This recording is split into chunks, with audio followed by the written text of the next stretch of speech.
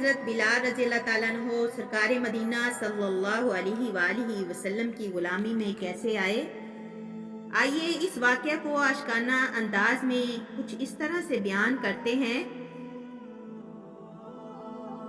دوپہر کی دھوپ، آگ کی طرح تپتی ہوئی چٹان اور سل کے نیچے دبی ہوئی ایک زندہ لاش۔